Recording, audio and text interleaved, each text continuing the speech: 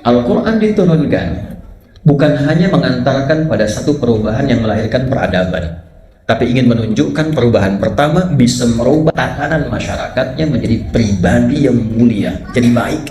Sosok yang tadinya keras, memusuhi Nabi sampai ingin membunuhnya, terlibat banyak dalam persoalan minuman keras, sering tantangin orang untuk berduel, itu takluk hanya mendengar awalnya 2 huruf.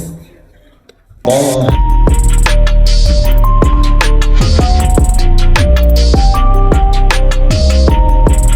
mengapa Al-Quran itu tidak diturunkan di Romawi, tidak di Persia? Bahkan turunnya di komunitas jahiliyah yang dipilih seorang yang sangat mulia, yang punya sifat ummi, tak pernah belajar baca, tak pernah punya guru mengajari bagaimana membaca, tak pernah masuk madrasah, ya kan? Untuk menguatkan mukjizat Al-Quran, ditakidi i'jazil Quranil Karim. Jadi kalau nanti turun di Romawi, orang bisa klaim kemudian hari pantas Quran bagus turunnya di tempat yang sudah punya peradaban. Kalau turun di Persia, walaupun perilakunya juga banyak tindakan-tindakan menyimpang di dalamnya, kan kita tahu juga, homoseksual juga kan banyak di lingkungan-lingkungan pada masa itu. Ya, Romawi, Persia juga banyak persoalannya. Tapi kalaupun sempat turun, boleh jadi orang akan mengatakan, pantas banyak yang hebat di Quran karena turunnya di Persia. Tapi turun di tempat yang boleh dilihat peradaban tidak muncul, wilayahnya seakan seperti terisolasi, walaupun orang datang ke situ untuk berhaji.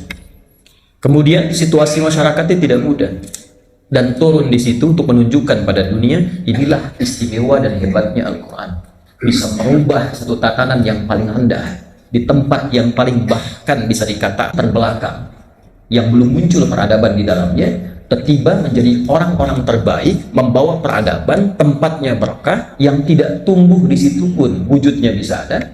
Anda bayangkan, kan itu sesuatu yang sangat luar biasa. Tapi poin yang terbesar adalah Al-Quran diturunkan bukan hanya mengantarkan pada satu perubahan yang melahirkan peradaban, tapi ingin menunjukkan perubahan pertama bisa merubah tatanan masyarakatnya menjadi pribadi yang mulia, jadi baik.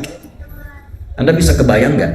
Sosok yang tadinya keras, memusuhi Nabi sampai ingin membunuhnya, terlibat banyak dalam persoalan minuman keras, sering tantangin orang untuk berduel, itu takluk hanya mendengar awalnya 2 huruf. Oha, terhujam pada jiwa itu. Ma anzalna 'alaikal Qur'ana litashqa. Menghujam langsung berubah. Tiba-tiba jadi orang paling tegas, jenius. Sampai banyak buku sekarang ditulis tentang beliau, Abqariyatu Umar, kejeniusan Umar. Cuma 2 huruf teman-teman, Toha berubah. Antum Yasin sampai Hatam belum berubah-ubah. Al-Kahf ya Jumat gak rubah-rubah tuh, gimana cari interaksinya? Nah, sebagai pengakuannya dengan turunnya Quran surah ketiga Ali Imran ayat 110 itu jelas, kuntum khayra ummatin ukhrijat linnas. Kalian adalah manusia-manusia terbaik yang pernah terlahir dan aktivitas di bumi. Jadi kalau kita ingin menjadikan sosok teladan dalam kehidupan kita, baik bersifat dan bersikap, bagaimana kita menggunakan pandangan kita supaya baik, lisan kita supaya baik, sampai ke ujung kaki kita, maka coba lihat orang-orang itu, bagaimana mereka bisa bersikap. Nah, tidak hanya sekedar dilihat, tapi proses perjalanan menuju itu bagaimana. Nah, itulah kemudian kita diberikan Al-Quran sebagai manhaj, pedoman berkehidupan. Jadi jangan melihat begini, ini Umar baik, nah proses menjadi baiknya bagaimana, ayat apa yang didapatkan oleh Umar, yang dipelajari bagaimana, bagaimana itu membentuk karakter Umar sehingga menjadi demikian. Kenapa karakter Umar beda dengan Ali, kenapa Ali beda dengan Utsman, kenapa Utsman yang sesama profesi pebisnis beda dengan Abdurrahman bin Auf, dan kenapa Bilal tidak berminat seperti Utsman. Allahu Akbar, Allahu Akbar. Begitu selesai Nabi komen, ya kan rumusnya gampang, kalau Nabi komen tinggal likes and subscribe, tak perlu dikomen lagi kan. Ya, kata Nabi, saya mendengar al-kamaqala, telapak langkah kaki di surga.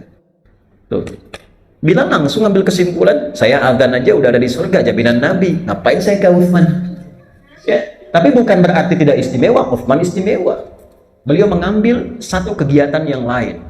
Di ilmu sudah ada Ali, di harta sudah ada Utsman, Abdurrahman bin Auf, di kedudukan ada Abu Bakar, ada Umar. Ya, sudah 3 diambil. Kedudukan, ada harta, ada ilmu, sisa tenaga. Saya pakai tenaga. Maka digunakan tenaga itu untuk ibadah. Dunia secukupnya, itulah zuhud. Ya, maka digunakan tenaga itu untuk dipilih. Saya makan, yang penting saya hidup, menghilangkan lapar. Saya minum untuk menghilangkan haus, berpakaian menutup aurat.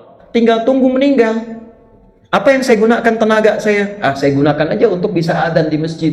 Kalau dikeluarkan itu ayatnya, keluarkan hadisnya, jadi fikih marbot. Bangga berdinas di masjid itu. Ya, tidak ada rasa minder. Bapak dinas di mana? Masjid Anur. Ya. Bapak di mana? Oh, di perusahaan Anur. Alhamdulillah. Bapak dinas dunia untuk akhirat, saya pun dinas akhirat dalam mengurusi dunia. Pernah dengar Bilal iri sama hartanya Utsman? Tidak ada.